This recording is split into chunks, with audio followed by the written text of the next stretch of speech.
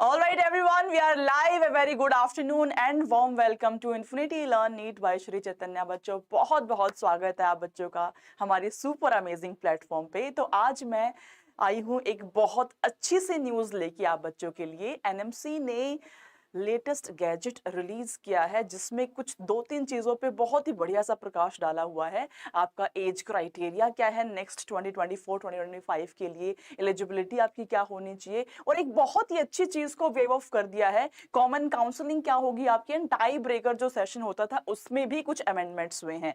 तो आप इतना बड़ा नोटिस पढ़े, उससे अच्छा मुझे लगा कि मैं आपको आकर के लाइव बता दूं कि इस नोटिस में डिटेल में क्या बातें आपको बताई हुई है, ताकि आप इधर उधर से कोई भी इंफॉर्मेशन को कंज्यूम करके अपना जो टाइम वेस्ट करते हो उसको आप टाइम वेस्ट ना करो, और आप यहाँ पे एक ही बार में सारी चीजें समझ जाओ कि क्या क्या एनएमसी के हिसाब से नई चीजें रिलीज हुई है। और जो आपका पेपर होगा 2024 एंड 2025 का, उसके लिए आपका एज क्राइटेरिया क्या होना चाहिए, क्या आपकी एलिजिबिलिटी हो जाती है। तो इन चार मेजर चीजें हैं जो इस गैजेट में दी हुई है, वो चारों चीजों पे प्रकाश डाला जाएगा आज के सुपर अमेजिंग सेशन में। बहुत ही शॉर्ट एंड क्रिस्प वे में मैं आपको ये सारी इंफॉर्मेशन डिलीवर करूंगी। First of all, good afternoon to all my kids out there. फटाफट से सेशन को शेयर कर दो। आप ही के जैसे बहुत सारे ऐसे बच्चे होंगे जो कि अभी भी भटक रहे होंगे, जो अभी भी ये सोच रहे होंगे कि यार ये क्या इंफॉर्मेशन आ गई है।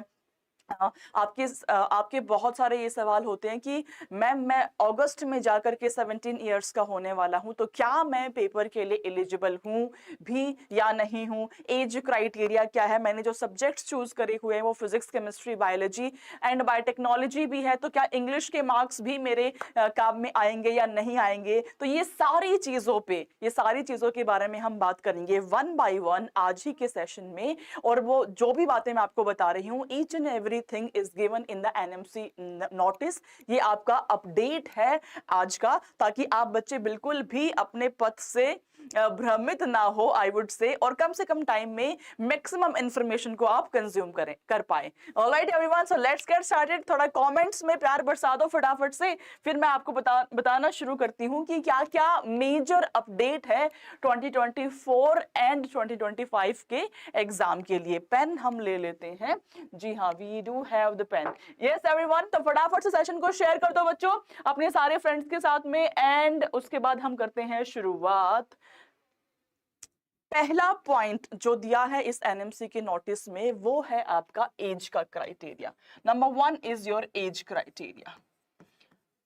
अभी आप लोग समझ लो, बिकॉज लास्ट तक मेरे पास ये डाउट्स आते रहते हैं कि मैम अगर मैं 17 ईयर का दिसंबर में जाके होऊंगा तो क्या मैं एलिजिबल हूं, अगर मैं 17 ईयर का फेब में जाके हो रहा हूं तो क्या मैं एलिजिबल हूं। तो ये जो आपके सारे सवाल होते हैं उसको आप अभी क्लैरिफाई कर लो, बिकॉज ये लेटेस्ट नोटिस है जो आया है एनएमसी की तरफ से। तो एज क्राइटेरिया नंबर 1, मेरी बात सुनना बड़ा ही ध्यान से।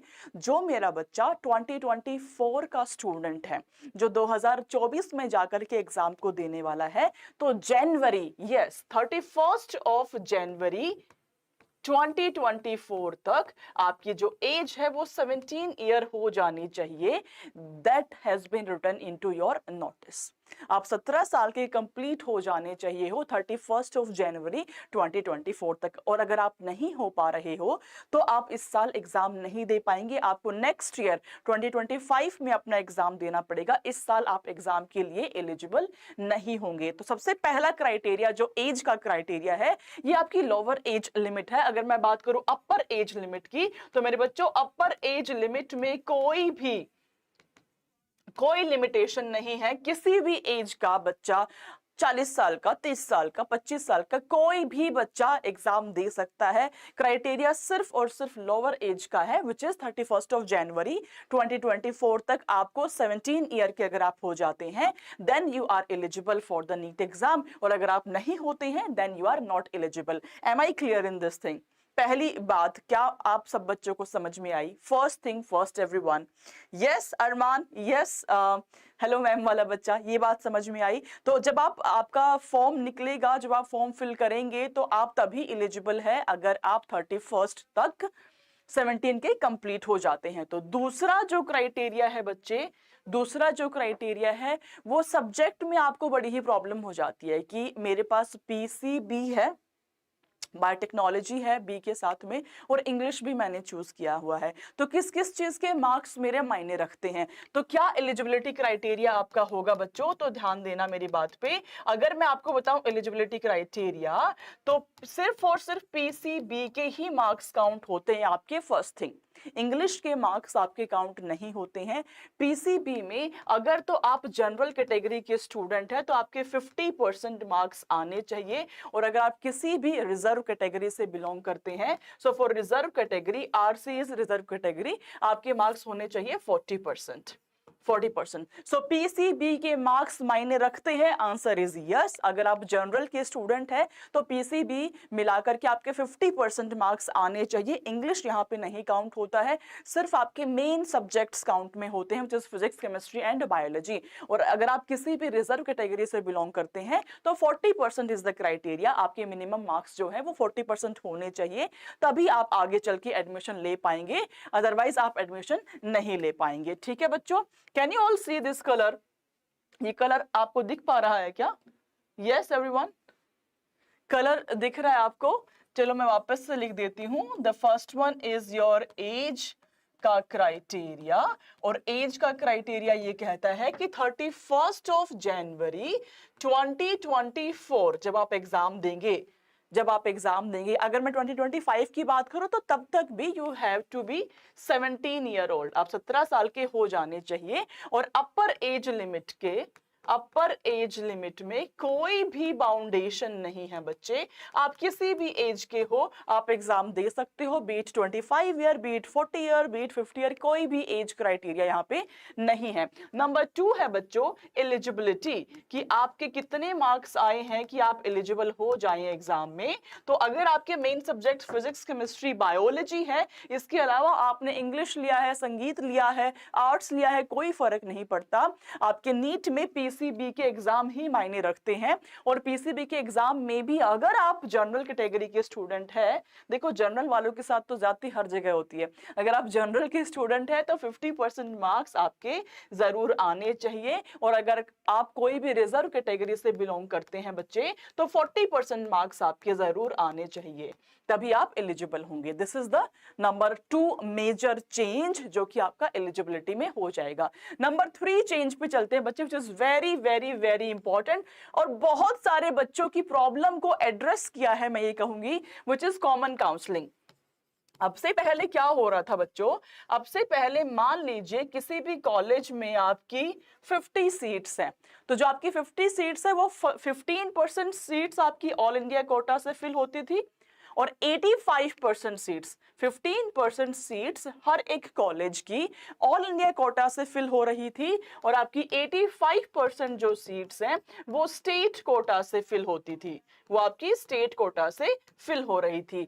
नाउ इसको वेव ऑफ कर दिया गया है। इसका बहुत सिंपल और साधारण सा रीजन ये है बच्चों कि जिसके मार्क्स भी ज्यादा थे बट सिंस वो उस स्टेट से नहीं बिलोंग कर रहे थे तो उस बच्चे को सीट ही नहीं मिल पा रही थी, और बहुत सारे राउंड भी हो रहे थे आपके, ऑल इंडिया के अलग हो रहे हैं, स्टेट लेवल के अलग हो रहे हैं। तो ऑल इंडिया को तो आपका एनएमसी ही कंडक्ट कर रहा था, स्टेट लेवल को आपको सारे रिस्पेक्टिव स्टेट्स उसको कंडक्ट कर रहे थे। तो बड़ा ही एम्बिग्यूटी इससे राइज हो रही थी, और जिन बच्चों के अच्छे मार्क्स थे उनको कॉलेज नहीं मिल पा रहा था बिकॉज वो उस स्टेट से बिलोंग नहीं करते थे।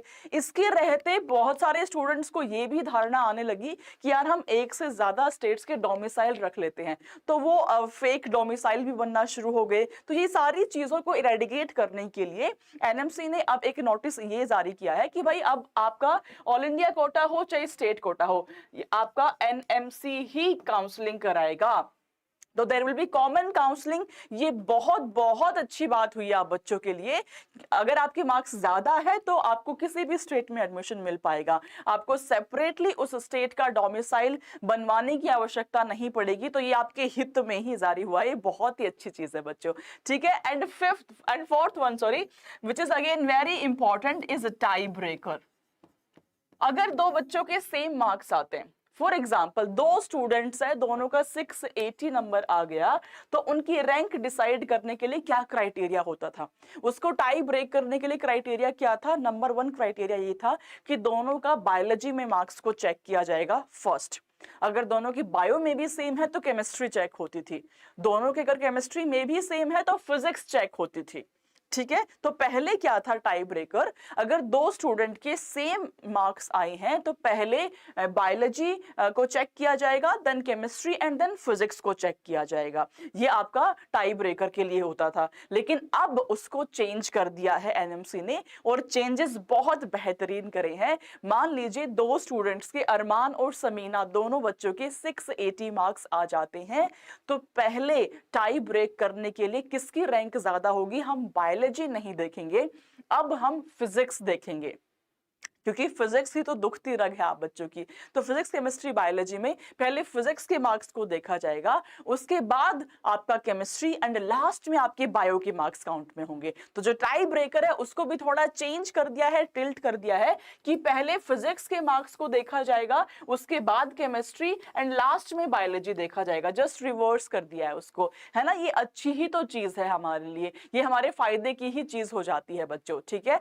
तो एनएमसी ने अपने गैजेट में ये 4 चीजें जो आपके लिए बहुत इंपॉर्टेंट है, इसको रिलीज किया है। ये आपका लेटेस्ट नोटिफिकेशन आया है, और मैं चाहती थी कि मैं लाइव आपसे शेयर करूं, ताकि आप स्टूडेंट जो है इधर उधर भटके ना, टाइम ना वेस्ट करे। और समराइज में कर देती हूँ, मेजरली 4 ही चीजें हैं जिसको, जो आपके काम की चीजें हैं। नोटिस तो बहुत बड़ा है, मैंने आपको दिखा दिया, अभी उतना सब पढ़ने की आवश्यकता नहीं है, समझने की भी आवश्यकता आपको नहीं है। मेजरली 4 ही चीजें में चेंज हुआ है। The first one is your age criteria. Form fill करते वक्त आपको ये ध्यान देना है कि 31 जनवरी 2024 तक अगर आप 17 इयर्स के हो जाते हैं, then you are eligible for the exam, otherwise you are not eligible for the exam. और अपर एज लिमिट कुछ भी नहीं है बच्चे, अपर एज लिमिट कुछ भी हो सकती है। आप 30 इयर्स के हो, आप 40 इयर्स के हो, कोई फर्क नहीं पड़ता। अपर एज लिमिट को तो पहले ही वेव ऑफ कर दिया गया था, वो ही चलता रहेगा कि अपर एज लिमिट आपकी कुछ भी हो, आप जितना चाहे उतने ड्रॉप ले सकते हैं। बट मिनिमम एज एक डिसाइड करी हुई है कि 31 जनवरी 2024 को आप 17 के टर्न हो जाने चाहिए। नंबर 2 जो मेजर नोटिस है वो एलिजिबिलिटी को लेकर के है। जो फिजिक्स केमिस्ट्री बायोलॉजी आपकी मेन सब्जेक्ट्स है, तो मेन सब्जेक्ट्स में अगर आप जनरल कैटेगरी के स्टूडेंट हो बच्चों, तो आपको 50% मार्क्स लाना बहुत जरूरी है। और अगर आप कोई भी रिजर्व कैटेगरी से बिलोंग करते हैं, तो अगर आपके 40% मार्क्स हैं तो काम चल जाएगा, तो ही आप एलिजिबल है, अदरवाइज आप एलिजिबल नहीं है। यहाँ पे आरसी मतलब रिजर्व कैटेगरी लिखा हुआ है, मैम ने थोड़ा सा ना नॉमेनक्लेचर कर दिया। Right, number 3 is common counselling. पहले क्या होता था, मान लीजिए किसी भी कॉलेज में 1000 सीट्स है, 1000 तो हो ही नहीं सकती, बट मान लो 100 सीट्स है, तो 100 सीट्स में से 15% सीट्स जो है वो ऑल इंडिया कोटा के तहत फिल होती थी, और 85% सीट्स आपकी स्टेट कोटा से होती थी। अब उसको हटा दिया है, क्योंकि उससे बहुत प्रॉब्लम्स आ रही थी। बच्चों के ज्यादा मार्क्स होते हुए भी उन्हें एडमिशन नहीं मिल रहा था, और कुछ बच्चों के कम मार्क्स थे बट उस स्टेट से बिलोंग कर रहे थे तो उनको एडमिशन मिल जा रहा था। तो थोड़ा सा मैं कहूंगी यूनिफॉर्मिटी लाने के लिए, थोड़ा सा जस्टिस करने के लिए इस चीज को किया गया है कि अब कॉमन काउंसलिंग ही होगी, जो एनएमसी ही कंडक्ट करेगा, ऑल इंडिया की भी, स्टेट लेवल की भी, ताकि आप एक ही काउंसलिंग में बैठे, आपके लिए भी सहूलियत हो जाएगी बच्चों। अदरवाइज आप 4-4 राउंड लगा रहे हो, 5 राउंड लगा रहे हो, ऑल इंडिया के लिए अलग से, स्टेट के लिए अलग से, कितनी बार आप काउंसलिंग कराते हो, तो आपका भी जो इतना मेहनत आप कर रहे थे, टाइम वेस्ट कर रहे थे, वो बच जाएगा। ये आपके लिए भी फ्रूटफुल होने वाली है चीज। ठीक है, तो कॉमन काउंसलिंग होगी। Number 4 is your tie breaker. पहले क्या था, जब आपके अगर दो बच्चों के सेम मार्क्स हैं बच्चों, तो सबसे पहले बायोलॉजी के मार्क्स देखे जाते थे आपकी रैंक को ऊपर या नीचे दिखाने के लिए। तो बायोलॉजी अगर दोनों का सेम हो गया तो केमिस्ट्री, केमिस्ट्री भी सेम है तो फिजिक्स। बट अब उसको चेंज कर दिया गया है, अगर दो बच्चों के सेम मार्क्स हैं तो पहले फिजिक्स को देखा जाएगा, उसके बाद केमिस्ट्री के मार्क्स देखे जाएंगे, एंड लास्ट में बायोलॉजी। बिकॉज आप बायो के बच्चे हो यार, बायो तो आप सब लोग बहुत अच्छा कर ही लोगे। तो ये सोचते हुए एनएमसी ने ये मेजर चेंज किया है कि अगर मुझे एक्चुअल में सच में बच्चे का इंटेलेक्ट चेक करना है तो मुझे फिजिक्स के मार्क्स को देखना पड़ेगा, जिसके फिजिक्स में ज्यादा होंगे उसकी रैंक भी ऊपर हो जाएगी। तो इसीलिए बच्चों फिजिक्स को जो आप नजरअंदाज करते हो, अब नहीं करना है उसको। ठीक है, ठीक है बच्चों, कुछ भी आपका डाउट है तो आप मुझसे कमेंट सेक्शन में पूछ सकते हो। मैं आपसे वापस मिलूंगी 2 बजे आज ही, जिसमें हम एंजियोस्पर्म्स पढ़ेंगे। तो पढ़ने के लिए एंजियोस्पर्म्स आ जाना सारे बच्चे। इस सेशन को शेयर कर दो, इसको बहुत ही शॉर्ट एंड क्रिस्प मैंने रखा है ताकि आप बच्चों का टाइम बिल्कुल भी वेस्ट ना हो। ठीक है, चलो बच्चों मिलते हैं हम 2 बजे वापस से। टिल देन अपना ख्याल रखो अच्छे से, do take care of yourself, God bless you all, will see you live at 2 PM only on Infinity Learn NEET by Shri Chaitanya. Bye everyone.